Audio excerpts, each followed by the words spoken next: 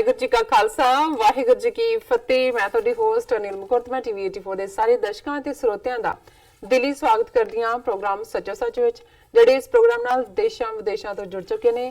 Khalsa affair centre ਦੇ ਸੰਚਾਲਕ doctor Amarjit Singh ji studio ਵਿੱਚ ਮੇਰੇ ਨਾਲ ਸ਼ਾਮਲ ਨੇ। ਆਉਣਾ ਮਿਲ ਕੇ ਅੱਜ ਦੇ ਅਹਿਮ ਇਸ਼ੂਜ਼ ਉੱਪਰ ਉਹਨਾਂ ਦਾ ਤਬਸਰਾ ਜਾਣਦੇ ਹਾਂ।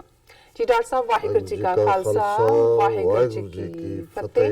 ਜੀ ਡਾਕਟਰ ਸਾਹਿਬ ਜੀ ਆਇਆਂ ਨੂੰ ਪ੍ਰੋਗਰਾਮ ਸੱਚੋ ਸੱਚ ਵਿੱਚ ਬਹੁਤ ਸ਼ੁਕਰੀਆ। ਜੀ ਡਾਕਟਰ ਸਾਹਿਬ ਅੱਜ 8 ਜਨਵਰੀ 2019 26 ਪੋਹ ਨਾਨਕਸ਼ਾਹੀ ਸੰਮਤ 550 ਦਾ ਦਿਨ ਹੈ ਤੇ ਡਾਕਟਰ ਸਾਹਿਬ ਪ੍ਰੋਗਰਾਮ ਸ਼ੁਰੂ ਕਰਨ ਤੋਂ ਪਹਿਲਾਂ ਅਸੀਂ ਹਮੇਸ਼ਾ ਤਰ੍ਹਾਂ ਆਪਣੇ ਦਰਸ਼ਕਾਂ ਤੇ ਸਰੋਤਿਆਂ ਨੂੰ ਦੱਸੀਏ ਵੀਅਰਸ, ਜੇ ਤੁਸੀਂ ਹੱਕ ਸੱਚ ਇਨਸਾਫ ਤੇ ਪੈਰਾ ਦਿੰਦਾ ਇੱਕੋ ਇੱਕ ਚੈਨਲ ਟੀਵੀ 84 ਨੂੰ ਦੇਖਣਾ ਚਾਹਦੇ ਹੋ ਤਾਂ ਤੁਸੀਂ ਦੇਖ ਸਕਦੇ ਹੋ ਸਪੈਕਟਰਮ ਕੇਬਲ, ਆਰਸੀਐਨ ਕੇਬਲ, ਬੈਲ5 cable in Canada, roku, Jadoo box, ਸ਼ਾਵਾ, ਫੇਸਬੁੱਕ ਟੀਵੀ 84 ਦੀ ਐਪ ਰਾਹੀਂ online streaming and IP box ਤੇ ਤੁਸੀਂ ਟੀਵੀ 84 ਨੂੰ ਦੇਖ ਸਕਦੇ ਹੋ।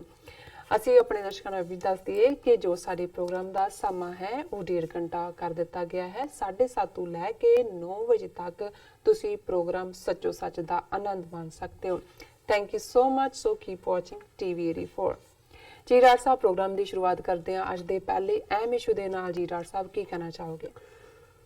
ਦੇਖੋ, ਬੇਸ਼ੱਕ ਦੁਨੀਆ ਦੇ ਵਿੱਚ ਕਈ ਪਾਸੇ ਕਈ ਕੁਝ ਵਾਪਰ ਰਿਹਾ ਹੈ। ਅਮਰੀਕਾ ਦੇ ਵਿੱਚ ਵੀ ਇੱਕ ਦਿਲਚਸਪੀ ਵਾਲੀ ਵੀ ਔਰ ਖੌਫ ਵਾਲੀ ਸਿਚੁਏਸ਼ਨ ਵੀ ਬਣੀ ਹੋਈ ਹੈ, ਕਿਉਂਕਿ ਜਿਸ ਲਾਈਨ ਦੇ ਉੱਤੇ ਟਰੰਪ ਔਰ ਯੂਐਸ ਕਾਂਗਰਸ ਖਾਸ ਤੌਰ ਤੇ, ਕਿਉਂਕਿ ਹਾਊਸ ਦੇ ਵਿੱਚ ਡੈਮੋਕ੍ਰੈਟਾਂ ਦੀ ਮੈਜੋਰਿਟੀ ਹੈ, ਜਿਸ ਕਨਫਰੰਟੇਸ਼ਨ ਜਾਂ ਟਕਰਾਅ ਵੱਲ ਜਾ ਰਹੇ ਨੇ ਉਸ ਦਾ ਅਸਰ ਹੁਣ ਅਮਰੀਕਨ ਜ਼ਿੰਦਗੀ ਦੇ ਉੱਤੇ ਵੀ, ਕਿਉਂਕਿ ਫੈਡਰਲ ਸ਼ਟਡਾਊਨ ਚੱਲ ਰਿਹਾ ਹੈ ਜੀ। ਇਮੀਗ੍ਰੇਸ਼ਨ ਨਾਲ ਰਿਲੇਟਡ ਸਭ ਤੋਂ ਵਰਸਟ ਇਫੈਕਟਡ ਨੇ, ਕਿਉਂਕਿ ਜਿਨ੍ਹਾਂ ਦੇ ਕੇਸ ਫੈਡਰਲ ਕੋਰਟਸ ਦੇ ਵਿੱਚ ਲੱਗੇ ਹੋਏ ਸੀ, ਕਿਉਂਕਿ ਸਭ ਕੋਰਟ ਬੰਦ ਨੇ।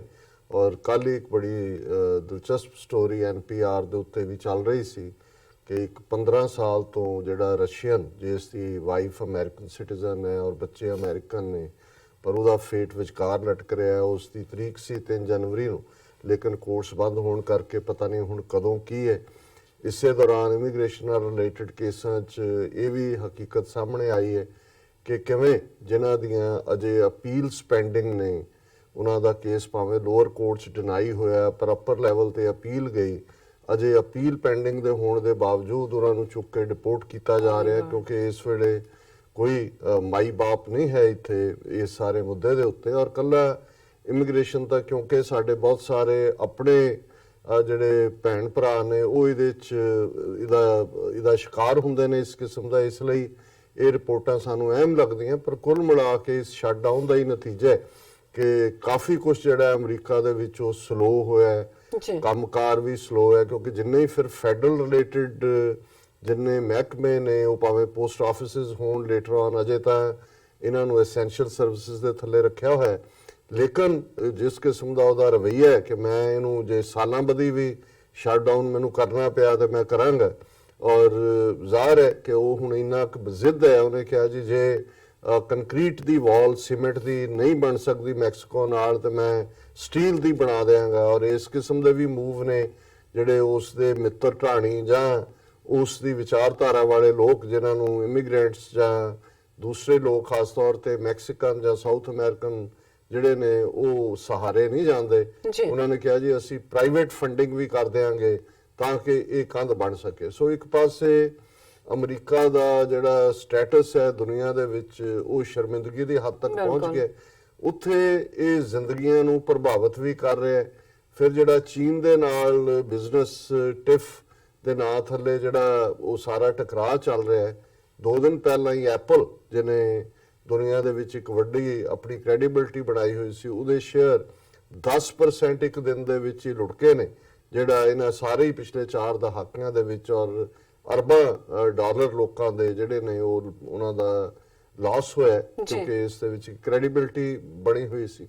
ਸੋ ਕੁੱਲ ਮਿਲਾ ਕੇ ਇਹ ਪਾਰਟ ਚੱਲ ਰਿਹਾ। ਪਰ ਕਿਉਂਕਿ ਅਸੀਂ ਸਾਊਥ ਏਸ਼ੀਆ ਦੇ ਨੁਕਤਾ ਨਿਗਾਹ ਤੋਂ ਜਿਹੜੀਆਂ ਡਿਵੈਲਪਮੈਂਟਸ ਉੱਥੇ ਚੱਲ ਰਹੀਆਂ ਨੇ ਵਿਦ ਇਨ ਕੰਟਰੀ ਕੀ ਚੱਲ ਰਿਹਾ, ਜਿਵੇਂ ਕੱਲ ਅਸੀਂ ਡਿਸਕਸ ਕੀਤਾ ਸੀ ਕਿ ਕਿਵੇਂ 10% ਦੀ ਰਿਜ਼ਰਵੇਸ਼ਨ ਜਿਹੜੀ ਹੈ ਉਹ ਅਪਰ ਕਾਸਟ ਜਿਹੜੀਆਂ ਸਵਰਨ ਜਾਤੀਆਂ ਨੇ ਉਹਨਾਂ ਦੇ ਲਈ ਰੱਖਣ ਦਾ ਬਿੱਲ ਲਿਆਂਦਾ। ਔਰ ਹਾਲਾਂਕਿ ਕੱਲ ਅਸੀਂ ਕਾਮੈਂਟ ਵੀ ਇਹ ਪੜ੍ਹੇ ਸੀ ਕਿ ਆਮ ਆਦਮੀ ਪਾਰਟੀ ਨੇ ਕੀ ਕਿਹਾ, ਕਾਂਗਰਸ ਨੇ ਕੀ ਕਿਹਾ, ਬਹੁਜਨ ਸਮਾਜ ਨੇ ਕੀ ਕਿਹਾ, ਦੂਜਿਆਂ ਨੇ ਕੀ ਕਿਹਾ, ਜਿਹੜੇ ਬਹੁਤ ਸਾਰੇ ਨਾ ਪੱਖੀ ਸੀ, ਕਿਸੇ ਨੇ ਇਹਨੂੰ ਇਲੈਕਸ਼ਨ ਸਟੰਟ ਕਿਹਾ ਸੀ, ਕਿਸੇ ਨੇ ਈਵਨ ਜਿਹੜੀਆਂ ਅਨੁਸੂਚਿਤ ਜਨਜਾਤੀਆਂ ਜਾਂ ਜਾਤੀਆਂ ਨੇ ਉਹਨਾਂ ਦੇ ਨੁਮਾਇੰਦਿਆਂ ਨੇ ਵੀ ਇਸ ਦੇ ਖਿਲਾਫ ਆਵਾਜ਼ ਦਿੱਤੀ ਸੀ। ਜੀ ਪਰ ਅੱਜ ਸਿਰਫ 3 ਵੋਟਾਂ ਅਗੇਂਸਟ ਪਈਆਂ ਔਰ ਉਹ ਜਿਹੜਾ ਬਿੱਲ ਹੈ ਉਹ ਉੱਥੇ ਪਾਸ ਕਰ ਦਿੱਤਾ ਗਿਆ ਹੈ ਪਾਰਲੀਮੈਂਟ ਦੇ ਵਿੱਚ। ਸੋ ਜ਼ਾਹਰ ਹੈ ਕਿ ਰਾਜ ਸਭਾ 'ਚ ਭਾਵੇਂ ਬੀਜੇਪੀ ਦੀ ਮੈਜੋਰਿਟੀ ਨਹੀਂ ਹੈ, ਪਰ ਕਾਂਗਰਸ ਔਰ ਇਹ ਸਾਰੇ ਵੀ ਇਹ ਦੇਖਦੇ ਆ ਕਿ ਵੀ ਇਸ ਵੇਲੇ, ਕਿਉਂਕਿ ਜਦੋਂ ਜਿਵੇਂ ਅਸੀਂ ਕੱਲ ਵੀ ਇਸ ਗੱਲ ਦਾ ਜ਼ਿਕਰ ਕੀਤਾ ਸੀ ਕਿ ਕੁੱਲ ਮਿਲਾ ਕੇ ਅੱਜ ਵੀ ਭਾਵੇਂ ਉਹ ਕੋਈ ਪਾਰਟੀ ਹੋਏ, ਉਸ ਦੇ ਵਿੱਚ ਬ੍ਰਾਹਮਣ ਵਰਗ ਹੀ ਜਿਹੜਾ ਹੈ ਉਹੀ ਉਹਨੂੰ ਡੋਮੀਨੇਟ ਕਰਦਾ ਹੈ। ਜੀ। ਸੋ ਉਹਨਾਂ ਦਾ ਇੱਕ ਅੱਧਾ ਚਿਹਰਾ ਉਹਨਾਂ ਨੇ ਦੂਸਰਿਆਂ ਨੂੰ ਦਿਖਾਉਣ ਲਈ ਰੱਖਿਆ ਹੁੰਦਾ ਹੈ, ਜਿਹਦੇ ਚੋਂ ਨੈਗੇਟਿਵ ਵਗੈਰਾ ਕਰਦੇ ਨੇ।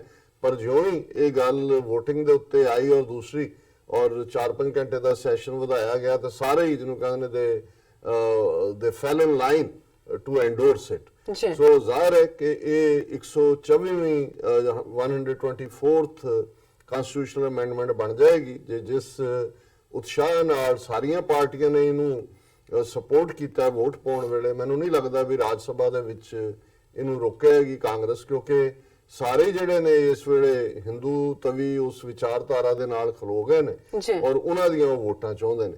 ਸੋ ਇਹ ਡਿਵੈਲਪਮੈਂਟ ਵੀ ਸਾਡੇ ਸਾਹਮਣੇ। ਦੂਜੇ ਪਾਸੇ ਅਸੀਂ ਦੇਖਦੇ ਹਾਂ ਵਿਦ ਇਨ ਦਾ ਕੰਟਰੀ ਇਹ ਸਿਰਫ ਇੱਕ ਮਾਸਟਰ ਸਟ੍ਰੋਕ ਹੀ RSS ਜਾਂ BJP ਦਾ ਨਹੀਂ ਹੈ।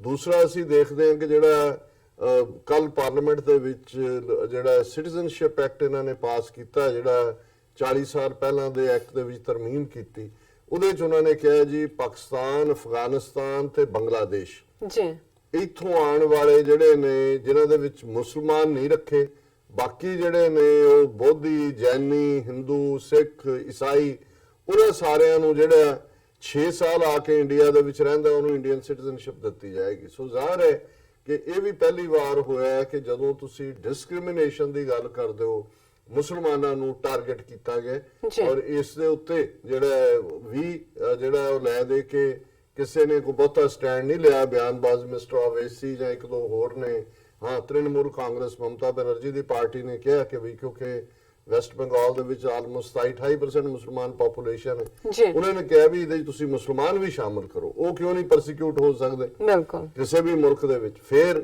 ਇਹ ਵੀ ਸੀ ਕਿ ਵੀ ਇਹਦੇ ਵਿੱਚ ਤੁਸੀਂ ਸਿਰਫ ਪਾਕਿਸਤਾਨ, ਅਫਗਾਨਿਸਤਾਨ ਤੇ ਬੰਗਲਾਦੇਸ਼ ਹੀ ਕਿਉਂ ਰੱਖੇ ਨੇ, ਇਸ ਦੇ ਵਿੱਚ ਨੇਪਾਲ ਔਰ ਸ੍ਰੀਲੰਕਾ ਨੂੰ ਤੁਸੀਂ ਕਿਉਂ ਨਹੀਂ ਐਡ ਕਰਦੇ, ਕਿਉਂਕਿ ਨੇਪਾਲ ਦੇ ਵਿੱਚ ਵੀ ਪਰਸੀਕਿਊਸ਼ਨ ਜਿੱਥੇ ਵੀ ਵਿਚਾਰਾਂ ਦੀ ਕੋਈ ਗੱਲ ਹੈ ਜਾਂ ਫੇਥ ਦੀ ਗੱਲ ਹੈ ਜੀ ਉਹ ਕਿਤੇ ਵੀ ਕਿਸੇ ਨਾਲ ਧੱਕਾ ਹੋ ਸਕਦਾ। ਬਿਲਕੁਲ ਪਰ ਕੁੱਲ ਮਿਲਾ ਕੇ ਉਹਨਾਂ ਨੇ ਇਹ ਮੈਸੇਜ ਦਿੱਤਾ ਹੈ BJP ਨੇ ਇਹ ਸਿਟੀਜ਼ਨਸ਼ਿਪ ਐਕਟ ਪਾਸ ਕਰਕੇ ਵੀ ਕਿ ਮੁਸਲਮਾਨਾਂ ਦੇ ਲਈ ਕੋਈ ਥਾਂ ਨਹੀਂ ਹੈ। ਔਰ ਜੇ ਈਵਨ ਪਾਕਿਸਤਾਨ ਜਾਂ ਬੰਗਲਾਦੇਸ਼ ਜਾਂ ਅਫਗਾਨਿਸਤਾਨ 'ਚ ਕੋਈ ਮੁਸਲਮਾਨ ਸਫਰ ਕਰਦਾ ਹੈ ਆਪਣੇ ਪੋਲੀਟੀਕਲ ਵਿਚਾਰਾਂ ਕਰਕੇ ਜਾਂ ਧਾਰਮਿਕ ਕਰਕੇ ਵੀ, ਕਈ ਵਾਰ ਉੱਥੇ ਵੀ ਸੁੰਨੀ, ਸ਼ੀਆ ਜਾਂ ਦੂਸਰੇ ਕਿਸਮ ਦੇ ਜਿਹੜੇ ਨੇ ਉਹ ਤਫਰਕੇ ਹੁੰਦੇ ਨੇ, ਲੇਕਿਨ ਉਹਨਾਂ ਦੇ ਲਈ ਕੋਈ ਦਰਵਾਜ਼ਾ ਭਾਰਤ ਦਾ ਨਹੀਂ ਖੁੱਲੇਗਾ। ਇਸ ਦੇ ਉਲਟ ਕੋਈ ਝੂਠ ਬੋਲ ਕੇ ਵੀ ਕੋਈ ਹਿੰਦੂ ਅਫਗਾਨਿਸਤਾਨ 'ਚੋਂ ਆ ਜਾਏ ਜਾਂ ਪਾਕਿਸਤਾਨ 'ਚੋਂ ਆ ਜਾਏ ਜਿਹੜੇ ਆਲਰੇਡੀ ਇਸ ਕਿਸਮ ਦੇ ਵਿੱਚ ਨਹੀਂ, ਬੰਗਲਾਦੇਸ਼ ਉਹਨਾਂ ਦੇ ਲਈ ਉਹ ਹੋਏਗਾ। ਲੇਕਿਨ ਬੰਗਲਾਦੇਸ਼ 'ਚ ਜੇ ਮੁਸਲਮਾਨ ਸਫਰ ਕਰਦਾ ਜਾਂ ਕਿਸੇ ਹੋਰ ਪਾਸੇ ਉਹਦੇ ਲਈ ਕੋਈ ਥਾਂ ਨਹੀਂ। ਸੋ ਇਹ ਇੱਕ ਬੜੀਆਂ ਫਿਕਰ ਵਾਲੀਆਂ ਡਿਵੈਲਪਮੈਂਟਸ ਨੇ। ਪਰ ਕਿਉਂਕਿ ਇਹ ਇਲੈਕਸ਼ਨ ਦਾ ਸਾਲ ਹੈ, 3 ਮਹੀਨੇ ਬਾਅਦ ਜਿਹੜਾ ਇਲੈਕਸ਼ਨ ਕੋਡ ਲਾਗੂ ਹੋ ਜਾਣਾ, ਅਸੀਂ ਇਹਨਾਂ ਦਾ ਜ਼ਿਕਰ ਕਰਦੇ। ਪਰ ਜਿਹੜਾ ਇਸ ਵੇਲੇ ਇੰਟਰਨੈਸ਼ਨਲ ਦਿਲਚਸਪੀ ਦਾ ਵਾਇਸ ਔਰ ਇੰਟਰਨੈਸ਼ਨਲ ਲੈਵਲ ਦੇ ਉੱਤੇ ਜੋ ਚੱਲ ਰਿਹਾ, ਖਾਸ ਤੌਰ ਤੇ ਚਾਈਨਾ ਦੇ ਨਾਲ ਟਕਰਾਅ ਦੀ ਲਾਈਨ ਬਿਜ਼ਨਸ ਵਾਈਜ਼ ਹੀ ਸਹੀ, ਭਾਵੇਂ ਨੈਗੋਸ਼ੀਏਸ਼ਨ ਵੀ ਚੱਲ ਰਹੀ ਹੈ। ਔਰ ਜਿਵੇਂ ਟਰੰਪ ਨੇ ਕਿਹਾ ਜੀ ਦੇਖੋ ਮੈਂ ਸਟੈਂਡ ਲਿਆ and I have brought billions and billions of dollars back to America ਔਰ ਕੋਈ ਨਾ ਕੋਈ ਅਸੀਂ ਫੇਵਰੇਟ ਡੀਲ ਸਟ੍ਰਾਈਕ ਕਰਾਂਗੇ। ਉਹ ਮੈਨੂੰ ਲੱਗਦਾ ਹੈ ਚੀਨੇ ਵੀ ਵਪਾਰੀ ਨੇ ਲੈ ਦੇ ਕੇ ਉਹ ਵੀ ਸਾਰਾ ਜਾਂਦਾ ਦੇਖੀਏ ਅੱਧਾ ਦਈਏ ਲਟਾ ਵਾਂਗ ਕੋਈ ਨਾ ਕੋਈ ਉੱਥੇ ਸਮਝੌਤਾ ਇਸ ਦੇ ਉੱਤੇ ਹੋ ਜਾਏਗਾ। ਜਿਵੇਂ ਟਰੰਪ ਨੇ ਮੈਕਸੀਕੋ ਔਰ ਕੈਨੇਡਾ ਦੇ ਨਾਲ ਵੀ ਜਿਹੜੀ ਇਹਨਾਂ ਦੀ ਨਾਫਟਾ ਔਰ ਦੂਸਰੀ ਸੀ ਉਹ ਸਾਰੀਆਂ ਉਹਨਾਂ ਨੂੰ ਅਨਡੂ ਕਰਕੇ ਇਹਨੇ ਨਵੀਂ ਟ੍ਰੀਟੀ ਸਾਈਨ ਕੀਤੀ ਤੇ ਮੈਕਸੀਕੋ ਨੇ ਵੀ ਸਾਈਨ ਕੀਤੇ ਨੇ, ਕੈਨੇਡਾ ਨੇ ਵੀ ਕੀਤੇ ਹੈ, certainly to the advantage of America. ਪਰ ਜਿਹੜੀ ਦਿਲਚਸਪ ਸਿਚੁਏਸ਼ਨ ਅਫਗਾਨਿਸਤਾਨ ਨੂੰ ਲੈ ਕੇ ਹੈ ਕਿ ਉੱਥੋਂ ਜਿਹੜੀ ਅਮਰੀਕਨ ਵਿਦਡਰਾਅਲ ਹੈ ਉਸ ਤੋਂ ਬਾਅਦ ਕੀ ਸਿਨੈਰੀਓ ਹੋਏਗਾ, ਜਿੱਤੇ ਅਸੀਂ ਅਕਸਰ ਜ਼ਿਕਰ ਕਰਦੇ ਹਾਂ। ਔਰ ਜ਼ਾਹਿਰ ਹੈ ਕਿ ਇਮਰਾਨ ਖਾਨ ਜਿਨ੍ਹਾਂ ਨੇ ਜਦੋਂ ਦੀ ਆਪਣੀ ਕਮਾਨ ਸੰਭਾਲੀ ਹੈ ਐਜ਼ ਅ ਪ੍ਰਾਈਮ ਮਿਨਿਸਟਰ, ਉਹਨਾਂ ਨੇ ਬੜਾ ਸੀਰੀਅਸ ਐਫਰਟ ਕੀਤਾ ਹੈ, ਕਿਉਂਕਿ ਇੱਕ ਲੰਬਾ ਵਕਤ ਸਿਆਸੀ ਪਿੜ 'ਚ ਕੱਲੀ ਆਪਣੀ ਯਾਤਰਾ ਉਹਨਾਂ ਨੇ ਲੋਨ ਸੀਟ ਤੋਂ ਸ਼ੁਰੂ ਕੀਤੀ। ਪਹਿਲਾਂ ਜਦੋਂ ਉਹਨਾਂ ਪਾਰਟੀ ਬਣਾਈ ਤਹਿਰੀਕ-ਏ-ਇਨਸਾਫ ਤਾਂ ਸਿਰਫ ਆਪਣੀ ਸੀਟ ਜਿੱਤ ਸਕੇ ਸੀ, ਔਰ ਉਹਨਾਂ ਨੇ ਜਿਹੜੀਆਂ ਟ੍ਰੈਡੀਸ਼ਨਲ ਪਾਰਟੀਆਂ ਜਿਨ੍ਹਾਂ ਦੇ ਵਿੱਚ ਜ਼ਾਹਰ ਹੈ ਕਿ ਫਿਊਡਲ ਵੀ, ਵੱਡੇ ਵੱਡੇ ਜ਼ਮੀਂਦਾਰ, ਵੱਡੇ ਵੱਡੇ ਧਨਾੜ, ਬਿਊਰੋਕਰੈਟ, ਦੂਜੇ, ਔਰ ਇਹ ਜਿਵੇਂ ਇੱਕ ਸਿਸਟਮ ਹੈ, ਜਿਵੇਂ ਭਾਰਤ ਦੇ ਵਿੱਚ ਵੀ ਜੇ ਲੈ ਦੇ ਕੇ ਦੇਖੀਏ, ਉਹ ਕਾਂਗਰਸ ਹੋਏ, ਬੀਜੇਪੀ ਹੋਏ, ਆਮ ਆਦਮੀ ਪਾਰਟੀ ਹੋਏ, ਜਾਂ ਈਵਨ ਕਮਿਊਨਿਸਟ ਪਾਰਟੀ ਵਰਗੇ ਵੀ ਹੋਣ, ਇਹਨਾਂ ਸਾਰਿਆਂ ਨੂੰ ਰਨ ਜਿਹੜੇ ਨੇ ਇਹੀ ਲੋਕ ਕਰਦੇ ਨੇ। ਅੰਬਾਨੀਜ਼ ਔਰ ਅਡਵਾਨੀਜ਼ ਔਰ ਜੇਠ ਮਲਾਨੀਜ਼ ਕਿਸੇ ਪਾਸੇ ਨੇ, ਕਿਸੇ ਪਾਸੇ ਟਾਟੇ ਬਿਰਲੇ ਹੁੰਦੇ ਨੇ। ਜਿਹੜੀ ਲੜਾਈ ਵੀ ਪਾਰਟੀਆਂ ਦੀ ਹੈ, ਅਸਲ 'ਚ ਇਹ ਬਿਜ਼ਨਸ ਦੇ ਠੇਕੇ ਕਿਹਨੂੰ ਮਿਲਣੇ ਨੇ, ਇਹਦੀ ਲੜਾਈ ਹੁੰਦੀ ਹੈ। ਔਰ ਇਹੀ ਕਾਰਨ ਹੈ ਕਿ ਮੋਦੀ ਨੇ ਕਿਵੇਂ ਅੰਬਾਨੀਆਂ ਨੂੰ ਰਜਾਇਆ, ਜਿਨ੍ਹਾਂ ਨੇ ਕਦੇ ਸੂਈ ਨਹੀਂ ਸੀ ਬਣਾਈ ਇਸ 에ਅਰ ਫੋਰਸ ਦੇ ਫੀਲਡ 'ਚ, ਉਹਨਾਂ ਨੂੰ ਰਾਫੇਲ ਡੀਲ ਦੇ ਵਿੱਚ ਕਿੰਨੇ ਹਜ਼ਾਰ ਕਰੋੜ ਦਾ ਜਿਹੜਾ ਉਹ ਬਿਲਕੁਲ ਆਪਣੀ ਪਰਖੀ ਹੋਈ ਜਿਹੜੀ ਗਵਰਨਮੈਂਟ ਇੰਸਟੀਟਿਊਸ਼ਨ ਉਹਨੂੰ ਪਾਸੇ ਛੱਡ ਕੇ ਉਹਨਾਂ ਨੂੰ ਮਫਾਦ ਦਿਵਾਇਆ। ਸੋ ਲੇਕਿਨ ਮੈਂ ਇਹ ਸਮਝਦਾ ਹਾਂ ਵੀ ਜਦੋਂ ਅਸੀਂ ਇਮਰਾਨ ਖਾਨ ਉਹਨਾਂ ਦੇ ਕਰੈਕਟਰਸ ਜਾਂ ਉਹਨਾਂ ਦੇ ਕਰੈਕਟਰਿਸਟਿਕਸ ਬਿਆਨ ਕਰਦੇ ਹਾਂ ਤਾਂ ਫਿਰ ਇਹ ਦੇਖਣਾ ਹੋਏਗਾ ਕਿ ਜਿਹੜਾ ਬੰਦਾ ਵਿਦ ਕਨਵਿਕਸ਼ਨ ਹੁੰਦਾ ਹੈ ਉਹ ਉਸ ਦੇ ਉੱਤੇ ਭਾਵੇਂ ਹਾਲਾਤ ਚੰਗੇ ਹੋਣ ਜਾਂ ਮਾੜੇ ਹੋਣ, ਸਾਜ਼ਗਾਰ ਹੋਣ ਜਾਂ ਨਾ ਸਾਜ਼ਗਾਰ ਹੋਣ, ਉਹ ਆਪਣੀ ਰਾਹ ਤੇ ਤੁਰਿਆ ਜਾਂਦਾ ਹੈ। ਉਸ ਨੂੰ ਇਹ ਹੁੰਦਾ ਹੈ ਕਿ ਵੀ ਮੈਂ ਜਿਹੜੀ ਮੇਰੀ ਕਨਵਿਕਸ਼ਨ ਹੈ ਮੈਂ ਇਹਦੇ ਨਾਲ ਸਮਝੌਤਾ ਨਹੀਂ ਕਰਨਾ। ਸੋ ਜ਼ਾਹਿਰ ਹੈ ਕਿ ਉਹ ਲੋਨ ਸੀਟ ਤੋਂ ਉਹਨਾਂ ਨੇ ਬਿਨਾਂ ਸਮਝੌਤਾ ਕੀਤੇ ਇਹਨਾਂ ਕਿਸੇ ਵੀ ਟ੍ਰੈਡੀਸ਼ਨਲ ਪਾਰਟੀਆਂ ਦੇ ਨਾਲ, ਜਿਨ੍ਹਾਂ ਦੇ ਉੱਤੇ ਜ਼ਾਹਿਰ ਹੈ ਭ੍ਰਿਸ਼ਟਾਚਾਰ ਦੇ ਵੀ ਔਰ ਅਦਰਵਾਈਜ਼ ਵੀ ਜਿਹੜਾ ਉਹਨਾਂ ਦੇ ਉੱਤੇ ਜਿਹੜੇ ਨੇ ਇਸ ਕਿਸਮ ਦੇ ਇਲਜ਼ਾਮ ਸਨ। ਸੋ ਉਹਨਾਂ ਇਹਦੇ 'ਚ ਕੋਈ ਸ਼ੱਕ ਨਹੀਂ ਹੈ ਕਿ ਜਦੋਂ ਤੁਸੀਂ ਫਿਰ ਮੂਵ ਕਰਦੇ ਹੋ, ਉਹਨਾਂ 'ਚੋਂ ਹੀ ਨਿਕਲ ਕੇ ਬੰਦੇ ਇੱਧਰ ਵੀ ਆਏ ਨੇ। ਉਹਨਾਂ ਤੇ ਸ਼ਾਇਦ ਬਹੁਤਿਆਂ ਦੇ ਬਹੁਤਾ ਇਤਬਾਰ ਵੀ ਨਹੀਂ ਕੀਤਾ ਜਾ ਸਕਦਾ, ਲੇਕਿਨ ਜੇ ਕਿਆਦਤ ਜਾਂ ਲੀਡਰਸ਼ਿਪ ਦੇ ਵਿੱਚ ਇਮਾਨਦਾਰੀ ਹੈ ਤੇ ਫਿਰ ਜਿਹੜਾ ਕੋਈ ਇਸ ਕਿਸਮ ਦਾ ਵੀ ਹੁੰਦਾ ਉਹਦਾ ਦਾ ਨਹੀਂ ਲੱਗਦਾ। ਦਾ ਉਦੋਂ ਹੀ ਲੱਗਦਾ ਜਦੋਂ ਉੱਪਰ ਵਾਲੇ ਜਿਹੜੇ ਨੇ ਉਹਨਾਂ ਨੇ ਜਿਹੜਾ ਉਸ ਕਿਸਮ ਦਾ ਸਪੇਸ ਛੱਡਿਆ ਹੁੰਦਾ। ਸੋ ਅਸੀਂ ਸਮਝਦੇ ਹਾਂ ਵੀ ਉਹਨਾਂ ਦੀ ਪੋਲੀਟੀਕਲ ਜਰਨੀ ਵੀ ਪਾਵਰ ਤੱਕ ਜਿਹੜੀ ਹੈ ਠੀਕ ਰਹੀ, ਔਰ ਉਹਨਾਂ ਨੇ ਇਹ ਵੀ ਦੇਖ ਲਿਆ ਕਿ ਵੀ ਜੇ ਫੌਜ ਦੀ ਵੀ ਗੱਲ ਕਰੀਏ, ਬਹੁਤ ਵਾਰ ਕਈ ਜਿਹੜੇ ਬਾਹਰ ਆ ਕੇ ਅਦਰਵਾਈਜ਼ ਇੱਥੇ ਗੱਲਾਂ ਮਾਰਦੇ ਨੇ। ਹੁਣ ਪਾਕਿਸਤਾਨ ਦੇ ਵਿੱਚ ਇਹਦੇ 'ਚ ਕੋਈ ਸ਼ੱਕ ਨਹੀਂ ਹੈ ਕਿ ਫੌਜ ਦਾ ਅਹਿਮ ਰੋਲ ਸੀ, ਅਹਿਮ ਰੋਲ ਹੈ, ਅਹਿਮ ਰੋਲ ਰਹੇਗਾ। ਇਹਨੂੰ ਕੋਈ ਡਿਨਾਈ ਕਰਨਾ ਜਾਂ ਕਹਿਣਾ ਜੀ ਕੌਣ ਫੌਜ ਦੇ ਕਹਿਣੇ ਲੱਗਦਾ ਹੈ, ਕੌਣ ਫੌਜ ਤੋਂ ਬਾਹਰ ਹੈ, ਕਿਉਂਕਿ ਫੌਜ ਉਹਨਾਂ ਦੀ state of the art institution ਵੀ ਹੈ। ਉਹਨਾਂ ਨੇ ਜਿਹੜਾ ਪਿਛਲੇ 30 ਸਾਲਾਂ 'ਚ ਅਫਗਾਨਿਸਤਾਨ ਦੇ ਵਿੱਚ ਜੋ ਕੁਝ ਵੀ ਸੋਵੀਅਤ ਯੂਨੀਅਨ ਦੇ ਹਮਲੇ ਨਾਲ ਹੋਇਆ ਜਾਂ ਨੈਟੋ ਨਾਲ ਹੋਇਆ, ਇਹਨੂੰ ਵੀ ਡੀਲ ਕੀਤਾ। ਅੱਜ ਬਾਈ ਐਂਡ ਲਾਰਜ ਪਾਕਿਸਤਾਨ ਦੇ ਵਿੱਚ ਜਿਹੜੀਆਂ ਬਾਹਰਲੀਆਂ ਏਜੰਸੀਆਂ, ਖਾਸ ਤੌਰ ਤੇ ਰਾਹ ਔਰ ਦੂਸਰਿਆਂ ਦਾ ਉੱਥੇ ਦਹਿਸ਼ਤਗਰਦੀ ਇਹਨਾਂ ਨੇ ਫੈਲਾਈ ਹੋਈ ਸੀ, ਕਦੇ ਇੱਧਰ ਧਮਾਕੇ ਕਦੇ ਉੱਧਰ ਧਮਾਕੇ, ਉਹਨੂੰ ਵੀ ਉਹਨਾਂ ਨੇ ਜਿਹੜਾ ਕੰਟਰੋਲ ਕੀਤਾ। ਫਿਰ ਏਜੰਸੀ ਏਰੀਆ ਦੇ ਵਿੱਚ ਜਿੱਥੇ ਕਿ ਅਗੇਨ ਇੰਡੀਆ ਸਪਾਂਸਰਡ ਜਾਂ ਹੋਰ ਪਾਵਰਸ, ਉਹਨਾਂ ਨੇ ਅਫਗਾਨਿਸਤਾਨ ਰਾਹੀਂ ਆਪਣੇ ਜਾਲੀ ਤਾਲਿਬਾਨ ਖੜੇ ਕਰਕੇ ਨਾਰਥ ਵਜ਼ੀਰਿਸਤਾਨ, ਸਾਊਥ ਵਜ਼ੀਰਿਸਤਾਨ ਔਰ ਇਸ ਕਿਸਮ ਦੇ ਜਿਹੜੇ ਨੇ ਕੋਈ ਚੰਗੀ ਔਰ ਕੋਈ ਕੁਛ ਇਸ ਕਿਸਮ ਦੇ ਉਹਨਾਂ ਨੇ ਬਣਾਏ ਹੋਏ ਸੀ ਫੋਰਸਿਸ ਜਿਹੜੇ ਵਿਦਨ ਪਾਕਿਸਤਾਨ ਗੜਬੜ ਕਰ ਰਹੇ ਸੀ, ਉਹ ਵੀ ਉਹਨਾਂ ਨੇ ਜਿਹੜੇ ਨੇ ਕੰਟਰੋਲ ਕੀਤੇ ਨੇ, ਕਾਬੂ ਕੀਤੇ ਨੇ। ਸੋ ਜ਼ਾਹਿਰ ਹੈ ਵੀ ਇਸ ਸਾਰੇ ਚੋਂ ਇਹ ਇਸ ਗੱਲ ਦੀ ਸਮਝ ਹੋਣਾ ਕਿ ਭਾਈ ਜਿਹੜੀ ਚੀਜ਼ ਇੰਟਰਸਟ 'ਚ ਹੈ, ਔਰ ਫੌਜ ਕਿਹੜੀ ਕੋਈ ਇਜ਼ਰਾਈਲੀਆਂ ਦੀ ਫੌਜ ਹੈ, ਤੁਹਾਡੇ ਆਪਣੇ ਮੁੰਡੇ ਕੁੜੀਆਂ ਨੇ ਪਾਕਿਸਤਾਨ ਦੇ, ਔਰ ਜੇ ਜਿਹੜੀ ਚੀਜ਼ ਫੌਜ ਨੂੰ ਵੀ ਇਹ ਲੱਗਦਾ ਹੈ ਕਿ ਭਈ ਦੇਸ਼ ਦੇ ਭਲੇ 'ਚ ਹੈ, ਮੁਲਕ ਦੀ ਬਿਹਤਰੀ ਲਈ ਹੈ, ਔਰ ਜ਼ਾਹਰ ਹੈ ਇੱਕ ਇਮਾਨਦਾਰ ਬੰਦਾ ਜਿਹੜਾ at the helm of affairs ਆਇਆ, ਉਹਨਾਂ ਨੂੰ ਵੀ ਲੱਗਦਾ। So at the same page ਹੋਣਾ ਕੋਈ ਇਹ ਨਹੀਂ ਹੈ ਜਿਵੇਂ ਕਿ ਇੰਡੀਅਨ ਉਹਨਾਂ ਦੇ ਐਕਸਪਰਟ ਬੈਠੇ ਜਿਹੜੇ ਨੇ ਉਹਨੂੰ ਸਾਰੀ ਫੌਜ ਦੀ ਜਿਹੜੀ ਆ ਕਾਰਵਾਈ ਤੁਹਾਡੇ ਨਹੀਂ ਫੌਜ ਰਨ ਕਰਦੀ। ਬਿਲਕੁਲ ਇੰਨਾ ਹਰ ਇੱਕ ਦੇ ਜਿਹੜੇ ਇੰਟਰਸਟ ਜਿਹੜੇ ਨੇ ਇਨ ਦਾ ਐਂਡ ਆਫ ਦਾ ਡੇ, ਇਸ ਪੱਖ ਤੋਂ ਮੈਂ ਦੇਖਦਾ ਕਿ ਵੀ ਇਹ ਵੀ ਇੱਕ ਸਿਆਣਪ ਹੁੰਦੀ ਹੈ ਕਿ ਤੁਹਾਨੂੰ ਪਤਾ ਹੈ ਵੀ ਜਿਸ ਕਮਰੇ 'ਚ ਤੁਸੀਂ ਹੋ ਜਾਂ ਜਿਸ ਸਮੁੰਦਰ 'ਚ ਤੁਸੀਂ ਹੋ ਜਾਂ ਜਿਸ ਧਰਾਤਲ 'ਚ ਤੁਸੀਂ ਹੋ, ਉਹਦੇ 'ਚ ਕਿਹਦੇ ਨਾਲ ਤੁਸੀਂ ਵੈਰ ਭਾਵ ਨਹੀਂ ਰੱਖਣਾ, ਕਿਉਂਕਿ ਜਿਹੜੇ ਤੁਹਾਡੇ ਡ੍ਰੀਮ ਨੇ ਜਾਂ ਦੂਜੇ ਨੇ ਜਾਂ ਲੋਕਾਂ ਦੀ ਬਿਹਤਰੀ ਕਿਸ ਚੀਜ਼ 'ਚ ਹੁੰਦੀ ਹੈ। ਸੋ ਮੈਂ ਇਸ ਨੂੰ ਇੱਕ ਪੋਜ਼ਿਟਿਵਿਟੀ ਦੇ ਤੌਰ ਤੇ ਉੱਤੇ ਦੇਖਦਾ ਕਿ ਜੇ ਫੌਜ ਔਰ ਇਮਰਾਨ ਖਾਨ ਦੀ ਸਰਕਾਰ ਇੱਕੋ ਪੇਜ ਤੇ ਹੈ, ਜਿਵੇਂ ਕਰਤਾਰਪੁਰ ਦੇ ਲਾਂਘੇ ਦੀ ਵੀ ਜੇ ਗੱਲ ਕਰੀਏ, ਬਹੁਤਿਆਂ ਨੇ ਕਿਹਾ ਜੀ ਉਹ ਜਨਰਲ ਬਾਜਵਾ ਦਾ ਨਾਂ ਕਿਉਂ ਲਿਆ ਜੀ, ਸਿੱਧੂ ਨੇ ਬਾਜਵੇ ਨੇ ਕਿਵੇਂ ਡਿਸਾਈਡ ਕਰਨਾ ਸੀ ਜੀ, ਡਿਸਾਈਡ ਤਾਂ ਪੋਲੀਟਿਕਲ ਇਹ ਨਹੀਂ ਹੁੰਦਾ। ਜਿਹੜੀ ਕੰਮ ਦੇ ਉੱਤੇ 20 ਸਾਲ ਤੋਂ 22 ਸਾਲ ਤੋਂ ਕੰਮ ਚੱਲ ਰਿਹਾ ਸੀ, ਇਵੈਂਚੁਅਲੀ ਇੱਕ ਪੋਲੀਟੀਕਲ ਲੀਡਰਸ਼ਿਪ ਜਿਹੜੀ ਕਿਤੇ ਲਾਈ ਕਰਦੀ ਹੈ ਜਾਂ ਕਿਸੇ ਮੁਲਕ 'ਚ ਹੁੰਦੀ ਹੈ, ਉਹਦੇ ਕੋਲ ਕਰੇਜ ਹੋਣਾ ਚਾਹੀਦਾ ਡਿਸੀਜਨ ਮੇਕਿੰਗ ਦਾ। ਪਰ ਉਹਦੇ ਨਾਲ ਜੁੜੇ ਹੋਏ ਜਿਹੜੇ ਸਾਰੇ ਸਿਕਿਉਰਿਟੀ ਦੇ ਮਾਮਲੇ ਨੇ, ਉਹਦੇ ਨਾਲ ਜੁੜੀਆਂ ਹੋਈਆਂ ਜਿਹੜੀਆਂ ਹੇਅਰ ਸਪਲਿਟਿੰਗ ਡੀਟੇਲਸ ਨੇ, ਜਾਂ ਦੂਸਰਾ ਸਾਰਾ ਪਾਰਟ ਹੈ, ਉਹ ਤਾਂ ਇਵੈਂਚੁਅਲੀ ਮੁਲਕ ਦੀ ਸਿਕਿਉਰਿਟੀ ਹੈ ਔਰ ਵਿਦਨ ਤੁਸੀਂ 3-4 ਮੀਲ ਦੇ ਵਿੱਚ ਬਾਰਡਰ ਦੇ ਹੋਣਾ।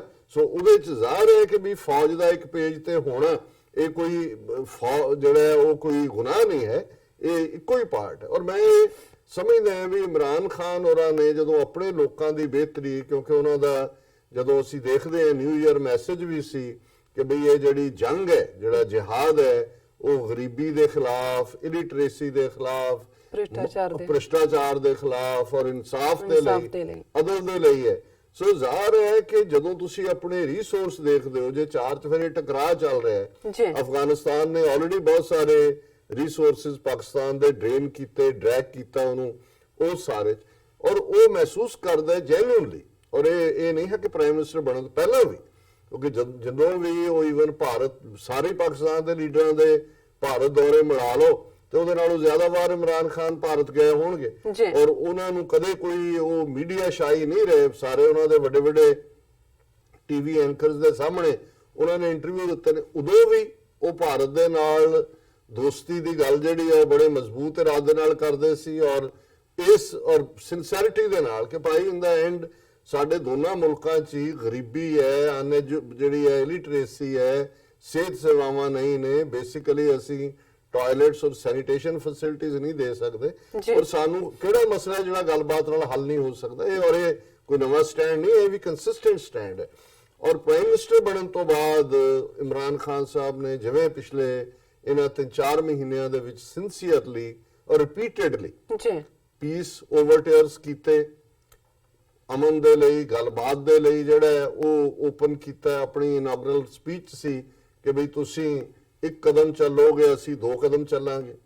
ਔਰ ਉਸ ਦੇ ਵਿੱਚ ਜਿਵੇਂ ਉਹਨਾਂ ਨੇ ਕਰਤਾਰਪੁਰ ਕੋਰੀਡੋਰ ਦੇ ਜਿਹੜਾ ਉਹ ਵਨ ਸਾਈਡਡ ਉਹਨਾਂ ਦੀ ਡੈਕਲੇਰੇਸ਼ਨ ਸੀ ਦੱਸਣ ਦੇ ਲਈ ਕਿ ਭਾਈ ਤੁਸੀਂ ਆ ਜਾਓ, ਇਸ ਨੂੰ ਜਿਹੜਾ ਅਸੀਂ ਗੱਲਬਾਤ ਨੂੰ ਅੱਗੇ ਵਧਾਈਏ। ਤੇ ਭਾਰਤ ਦੀ ਹਕੂਮਤ ਜਿਨ੍ਹਾਂ ਦਾ ਏਜੰਡਾ ਹਿੰਦੂਤਵਾਦ ਹੈ, ਜ਼ਾਹਰ ਹੈ ਵੀ ਉਹਨਾਂ ਨੇ ਤਾਂ ਨਿਊਯਾਰਕ 'ਚ UN ਜਨਰਲ ਅਸੈਂਬਲੀ ਦੇ ਦੌਰਾਨ ਰੱਖੀ ਹੋਈ ਦੋਨੋਂ ਫੋਰਨ ਮਿਨਿਸਟਰਸ ਦੀ ਮੀਟਿੰਗ ਵੀ ਗਲਤ ਇਲਜ਼ਾਮ ਲਾ ਕੇ ਕੈਂਸਲ ਕੀਤੀ। ਇਹਦੇ ਬਾਵਜੂਦ ਜਿਹੜਾ ਉਹਨਾਂ ਨੇ ਕੰਸਿਸਟੈਂਟਲੀ ਆਪਣਾ ਜਿਹੜਾ ਇਹ ਪਹੁੰਚ ਆ ਉਹ ਜਾਰੀ ਰੱਖੀ ਹੈ। ਔਰ ਹੁਣ ਕਿਉਂਕਿ ਪਿਛਲੇ ਦਿਨਾਂ 'ਚ ਉਹ ਟਰਕੀ ਦੇ ਦੌਰੇ ਤੇ ਸਨ, ਟਰਕੀ ਦੀ ਨਿਊਜ਼ ਏਜੰਸੀ ਹੈ TRT ਵਰਲਡ, ਉਹਨੂੰ ਉਹਨਾਂ ਨੇ ਇੰਟਰਵਿਊ ਦਿੱਤਾ, ਜਿਹਨੂੰ ਈਵਨ ਭਾਰਤ ਦੀ ਨਿਊਜ਼ ਏਜੰਸੀ PTI ਨੇ ਵੀ ਇਸ ਨਿਊਜ਼ ਨੂੰ ਚੁੱਕਿਆ। ਔਰ ਉਹਦੇ 'ਚ ਉਹਨਾਂ ਨੇ ਕਿਹਾ ਕਿ war is like suicide, India rejected Pakistan's peace overtures. Imran Khan ਉਹਨਾਂ ਨੇ ਕਿਹਾ ਕਿ ਵੀ ਅਸੀਂ ਤਾਂ ਬਾਰ-ਬਾਰ ਭਾਰਤ ਨਾਲ ਗੱਲਬਾਤ ਦੇ ਇੱਛਕ ਹੈ, ਲੇਕਿਨ ਭਾਰਤ ਜਿਹੜਾ ਹੈ ਇਹ ਸਾਡੀ ਕਿਸੇ ਵੀ ਗੱਲ ਦੇ ਮੰਨਣ ਨੂੰ ਤਿਆਰ ਨਹੀਂ। ਔਰ ਉਹਨਾਂ ਨੇ ਇਹ ਵੀ ਕਿਹਾ ਕਿ ਵੀ ਕੋਈ ਵੀ ਜੰਗ ਜਿਹੜੀ ਹੈ ਉਹਨਾਂ ਨੇ between 2 nuclear arm nations wood B suicidal for them, that any war between 2 nuclear countries, ਕਿ ਕੋਈ ਵੀ ਜੰਗ ਜਿਹੜੀ ਦੋਨੋਂ ਇਹਨਾਂ ਨਿਊਕਲੀਅਰ ਸ਼ਕਤੀਆਂ ਦੇ ਵਿਚਕਾਰ ਹੋਏਗੀ ਇਹ ਆਤਮਘਾਤੀ ਹੋਏਗੀ, ਇਹ ਖੁਦਕੁਸ਼ੀ ਕਰਨਾ ਹੋਏਗਾ। ਔਰ ਉਹਨਾਂ ਦੇ ਐਗਜ਼ੈਕਟ ਜਿਹੜੇ ਲਫ਼ਜ਼ ਨੇ, ਉਹਨਾਂ ਨੇ ਕਿਹਾ ਕਿ ਵੀ ਇਹ ਸਿਰਫ ਇਹੀ ਨਹੀਂ ਕਿ ਕੋਈ ਡਾਇਰੈਕਟ ਵਾਰ ਹੋਏ, ਈਵਨ ਜਿਹੜੀ ਕੋਲਡ ਵਾਰ ਹੈ, ਕੋਲਡ ਵਾਰ ਲਫ਼ਜ਼ ਹੈ, ਸ਼ੀਤ ਯੁੱਧ ਜਿਹੜਾ ਦੂਸਰੇ ਸੰਸਾਰ ਯੁੱਧ ਤੋਂ ਬਾਅਦ ਸੋਵੀਅਤ ਯੂਨੀਅਨ ਔਰ ਅਮਰੀਕਾ ਜਿਵੇਂ ਦੁਨੀਆ ਦੇ ਵਿੱਚ ਗੁੱਟਬੰਦੀ ਕਰਦੇ ਰਹੇ ਇੱਕ ਦੂਸਰੇ ਨੂੰ ਨੀਵਾਂ ਦਿਖਾਉਣ ਦੇ ਲਈ, ਜਿਹਦੇ ਚੋਂ ਫਿਰ ਕੋਰੀਅਨ ਵਾਰ ਨਿਕਲੀ, ਵਿਤਨਾਮ ਵਾਰ ਨਿਕਲੀ, ਕਿਊਬਾ ਮਿਸਲ ਕ੍ਰਾਈਸਿਸ ਨਿਕਲਿਆ, ਕੰਬੋਡੀਆ ਦੇ ਵਿੱਚ ਕੀ ਹੋਇਆ, ਉਹ ਸਾਰੇ ਨੂੰ ਹੀ ਜਿਹੜਾ ਉਹ ਕੋਲਡ ਵਾਰ ਦੇ ਦੌਰਾਨ ਹੀ ਸੀ ਕਿ ਵੀ ਪ੍ਰੌਕਸੀ ਵਾਰ, ਜਦੋਂ ਤੁਸੀਂ ਪਿੱਛੇ ਰਹਿ ਰਹੇ ਹੋ, ਜਿਵੇਂ ਅੱਜ ਇੰਡੀਆ ਐਗਜ਼ੈਕਟਲੀ ਕਦੇ ਬਲੋਚਾਂ ਨੂੰ ਜਿਹੜਾ ਉਹ ਖੜਾ ਕਰ ਰਿਹਾ ਹੈ, ਕਦੇ ਉਹ ਗਿਲਗਿਤ ਦੇ ਵਿੱਚ ਕੁਝ ਕਰ ਰਿਹਾ ਹੈ, ਵਿਦਨ ਕੰਟਰੀ ਕੁਝ ਕਰਦੇ ਆ, ਔਰ ਕਿਤੇ ਵੀ ਜਿੱਥੇ ਵੀ ਕੋਈ ਗੱਲ ਹੁੰਦੀ ਹੈ ਉੱਥੇ ਕਿੱਥੇ ਉਹ ਤਾਰਕ ਫਤਿਹ ਵਰਗੇ ਜਿਹੜੇ ਨੇ ਉਹ ਖੜੇ ਕੀਤੇ ਹੋਏ ਨੇ ਜਮਹੂਰੇ, ਜਿਹੜੇ ਬਿਲਕੁਲ ਹੀ ਪਾਕਿਸਤਾਨ ਦੀ ਹੋਂਦ ਨੂੰ ਹੀ ਤਸਲੀਮ ਕਰਨ ਨੂੰ ਤਿਆਰ ਨਹੀਂ। ਔਰ ਕਿਸ ਹੱਦ ਤੱਕ ਜਾ ਕੇ ਉਹ ਕਾਇਦੇ ਆਜ਼ਮ ਦੇ ਖਿਲਾਫ, ਪਾਕਿਸਤਾਨ ਦੇ ਖਿਲਾਫ, ਤਾਂ ਉਹਨਾਂ ਦੇ ਮੂੰਹ ਚੋਂ ਜਿਹੜਾ ਫਨੀਅਰ ਸਾਪਾਂ ਨੂੰ ਜ਼ਹਿਰ ਹੀ ਨਿਕਲਦਾ। ਪਰ ਜੋ ਕੁਝ ਹਿੰਦੂ ਤਾਂ ਵੀ ਉੱਥੇ ਕਰ ਰਹੇ ਨੇ, ਜਿਸ ਹੱਦ ਤੱਕ ਜਾ ਕੇ ਉਹ ਅਕਲੀਅਤਾਂ ਦਾ, ਮਾਈਨੋਰਿਟੀਜ਼ ਦਾ ਗਲਾ ਘੁੱਟ ਰਹੇ ਨੇ, ਜੋ ਜ਼ੁਲਮ ਔਰ ਜਿਹੜੀ ਆਈਡੀਓਲੋਜੀ ਸਿੱਧੀ ਸਿੱਧੀ ਜਿਹੜੀ ਹੈ ਉਹ ਨਾਜ਼ੀਆਂ ਦੀ ਆਈਡੀਓਲੋਜੀ ਵਰਗੀ ਹੈ, ਉਹਨਾਂ ਦੇ ਗੁਣ ਗਾਇਨ ਕਰ ਰਹੇ ਨੇ ਕਿ ਦੇਖੋ ਜੀ ਇੰਡੀਆ ਕਿੰਨਾ ਸੈਕੂਲਰ ਔਰ ਦੂਜਾ। ਸੋ ਇਹ ਸਾਰਾ ਉਸ ਕੋਲਡ ਵਾਰ ਦਾ ਹੀ ਹਿੱਸਾ ਹੁੰਦਾ ਹੈ ਜਿਹਦੇ ਵਿੱਚ ਤੁਸੀਂ ਉਸ ਕਿਸਮ ਦੇ ਜਬੂਰੇ ਖੜੇ ਕਰ ਦਿੰਦੇ ਹੋ, ਜਿਹਨਾਂ ਰਾਹੀਂ ਤੁਸੀਂ ਪ੍ਰਚਾਰ ਕਰਵਾ ਰਹੇ ਹੁੰਦੇ ਹੋ, ਤੁਸੀਂ ਮਿਸ ਇਨਫੋਰਮੇਸ਼ਨ ਫੈਲਾ ਰਹੇ ਹੁੰਦੇ ਹੋ, ਤੁਸੀਂ ਖਾਮਖਾਹ ਦਾ ਹੁਣ ਕਿੰਨਾ ਪ੍ਰੋਪੇਗੈਂਡਾ ਭਾਰਤੀ ਮੀਡੀਆ, ਇਲੈਕਟ੍ਰੋਨਿਕ, ਉਹਨਾਂ ਦੇ ਅਖੌਤੀ think tank, Pakistan failed state, Pakistan terrorist state, ਔਰ ਬਾਹਰ ਵੀ ਉਹਨਾਂ ਦਾ ਜ਼ੋਰ ਲੱਗਾ ਹੋਇਆ ਸੀ। ਲੇਕਿਨ ਇਨ ਦਾ ਐਂਡ ਆਫ ਦਾ ਡੇ ਜਿਹੜੀ ਆ ਥੁੱਕ ਤੁਸੀਂ ਮੂੰਹ ਉੱਤੇ ਨੂੰ ਕਰਕੇ ਸੁੱਟੋਗੇ ਤੇ ਤੁਹਾਡੇ ਆਪਣੇ ਮੂੰਹ ਤੇ ਹੀ ਡਿੱਗਦੀ ਹੈ। ਹਾਲ ਤਾਂ ਉਹਨਾਂ ਦਾ ਇਹੀ ਹੋਇਆ ਹੈ। ਸੋ ਮੈਂ ਸਮਝਦਾ ਵੀ ਉਹਦੇ ਵਿੱਚ ਜਿਹੜੀ ਉਹਨਾਂ ਦੀ ਕੋਟ ਹੈ exactly, two nuclear armed countries should not even think of a war, not even a cold war, because it could worsen any time. The only way is bilateral talks. Two nuclear armed countries at war is like a suicide. ਇਹ ਉਹਨਾਂ ਦਾ ਕੋਟ ਹੈ। ਉਹਨਾਂ ਨੇ ਕਿਹਾ ਜੀ ਇਹ ਤਾਂ ਸੋਚਣਾ ਵੀ ਜਿਹੜਾ ਇਹ ਤਬਾਹੀ ਹੈ, ਭਾਵੇਂ ਕੋਲਡ ਵਾਰ ਹੀ ਹੋਏ। ਔਰ ਨਾਲ ਹੀ ਉਹਨਾਂ ਨੇ ਜਿਹੜੀ ਗੱਲ ਕਸ਼ਮੀਰੀਆਂ ਦੇ ਹੱਕਾਂ 'ਚ ਕਹੀ, ਜਿਹੜਾ ਕੱਲ ਸਾਡਾ ਸੈਗਮੈਂਟ ਸੀ ਸਾਡੇ ਦਰਸ਼ਕਾਂ ਵੱਲੋਂ ਬਹੁਤ ਪਸੰਦ ਕੀਤਾ ਗਿਆ। ਉਹਨਾਂ ਨੇ ਕਿਹਾ ਕਿ India would never be able to suppress the rights of the Kashmiri people, ਕਿ ਵੀ ਕਦੇ ਵੀ ਉਹਨਾਂ ਦੇ ਜਿਹੜੇ ਹੱਕ ਨੇ ਕਸ਼ਮੀਰੀਆਂ ਦਾ, ਆਜ਼ਾਦੀ ਦਾ ਮੁੱਢਲਾ ਹੱਕ, ਉਹਨੂੰ ਦਬਾਉਣ 'ਚੋਂ ਕਾਮਯਾਬ ਨਹੀਂ ਹੋਣਗੇ। ਔਰ ਮੈਂ ਸਮਝਦਾ ਵੀ ਜਿਹੜਾ ਭਾਰਤ ਦਾ ਪਾਕਿਸਤਾਨ ਨੂੰ ਫੇਲਡ ਸਟੇਟ ਤੇ ਇਹ ਉਹ ਕਹਿਣਾ, ਉਸ ਦੇ ਵੀ ਜਿਹੜੇ ਉਸ ਦਾਅਵੇ ਦੀਆਂ ਵੀ ਧੱਜੀਆਂ ਉੱਡ ਰਹੀਆਂ ਨੇ। ਔਰ ਅੱਜ ਇੱਕ ਪ੍ਰੋਮਿਨੈਂਟ ਖਬਰ ਸੀ, Bill Gates informs Imran Khan about his intentions to invest in Pakistan. ਹੁਣ ਬਿਲ ਗੇਟਸ ਬਿਲੀਅਨਰ, ਦੁਨੀਆ ਦਾ ਬਹੁਤ ਵੱਡਾ ਨਾਂ, ਔਰ ਇਕੱਲਾ ਇਸ ਲੈਵਲ ਤੇ ਹੀ ਨਹੀਂ ਕਿ ਵੀ ਇਸ ਇੱਕ ਫੀਲਡ 'ਚ ਆਓ, ਈਵਨ ਹੈਲਥ ਦੇ ਫੀਲਡ 'ਚ, ਔਰ ਇਹ ਬਹੁਤ ਵੱਡਾ ਫਾਈਲੈਂਥਰੋਪਿਸਟ ਵੀ ਹੈ ਖਾਸ ਤੌਰ ਤੇ ਜਿਹੜੀ ਯੂਨਾਈਟਿਡ ਨੇਸ਼ਨ ਦੀ ਸੰਸਥਾ ਵਰਲਡ ਹੈਲਥ ਆਰਗੇਨਾਈਜੇਸ਼ਨ ਹੈ, ਉਹਦੇ ਨਾਲ ਮਿਲ ਕੇ ਜਿਹੜਾ ਕਿ ਦੁਨੀਆ ਦੇ ਵਿੱਚ ਪੋਲੀਓ ਨਾ ਹੋਏ, ਭਾਰਤ ਦੇ ਵਿੱਚ ਵੀ ਬਹੁਤ ਵੱਡਾ ਈਵਨ ਏਡਜ਼, HIV ਰਿਸਰਚ ਵੀ ਹੈਵੀ ਇਨਵੈਸਟਮੈਂਟ ਜਿਹੜੀ ਹੈ ਫਾਈਲੈਂਥਰੋਪੀ ਦੇ ਤੌਰ ਤੇ ਕੋਈ ਕਰਜ਼ਾ ਨਹੀਂ ਕੀਤੀ ਹੈ। ਇਸੇ ਤਰ੍ਹਾਂ ਪੋਲੀਓ, ਔਰ ਪਾਕਿਸਤਾਨ 'ਚ ਵੀ ਜਿਹੜੀ ਪੋਲੀਓ ਹੈ ਇੱਕ ਕਾਫੀ ਮਾਰੂ ਬਿਮਾਰੀ ਹੈ, ਛੋਟੇ ਬੱਚਿਆਂ ਨੂੰ ਜਿਹੜਾ ਕਈਆਂ ਦੀ ਲੱਤ ਬਾਂਹ ਦੂਜਾ ਜਿਹੜਾ ਉਹ ਜਾਂਦੀ ਲੱਗਦੀ ਹੈ। ਸੋ ਉਸ ਦੇ ਲਈ ਔਰ ਇਹ ਖਬਰ ਹੈ ਕਿ Microsoft co-founder Bill Gates has written a letter to Prime Minister Imran Khan and expressed his intentions and interests in investing in the information technology sector of Pakistan. ਉਹਨੇ ਕਿਹਾ ਜੀ ਤੁਹਾਡੇ ਇਨਫੋਰਮੇਸ਼ਨ ਟੈਕਨੋਲੋਜੀ ਸੈਕਟਰ 'ਚ ਅਸੀਂ invest ਕਰਨਾ ਚਾਹੁੰਦੇ ਹੋ। ਔਰ Bill and Melinda Gates Foundation president call the prime minister on Tuesday and sent over the letter via messenger. ਉਹਨੇ ਕਾਲ ਕੀਤਾ, ਚਿੱਠੀ ਵੀ ਭੇਜੀ। The letter stated that his company wants to explore investment opportunities in Pakistan's IT sector. World Health Organization chief was also present at the occasion. ਫਿਰ ਉਹਨਾਂ ਨੇ ਜਿਹੜਾ mister Gates ਨੇ ਪ੍ਰਾਈਮ ਮਿਨਿਸਟਰ ਇਮਰਾਨ ਖਾਨ ਦੀ ਤਾਰੀਫ ਕੀਤੀ ਕਿ ਉਹ ਪੋਲੀਓ ਨੂੰ ਐਰੈਡੀਕੇਟ ਕਰਨ ਲਈ, ਖਤਮ ਕਰਨ ਲਈ ਬਹੁਤ ਯਤਨਸ਼ੀਲ ਨੇ। ਔਰ ਉਹਨਾਂ ਨੇ ਕਿਹਾ ਉਸ ਲੈਟਰ 'ਚ ਲਿਖਿਆ ਕਿ ਵੀ ਅਸੀਂ ਹੈਲਥ ਸੈਕਟਰ 'ਚ ਵੀ ਇਨਵੈਸਟ ਕਰਨਾ ਚਾਹੁੰਦੇ।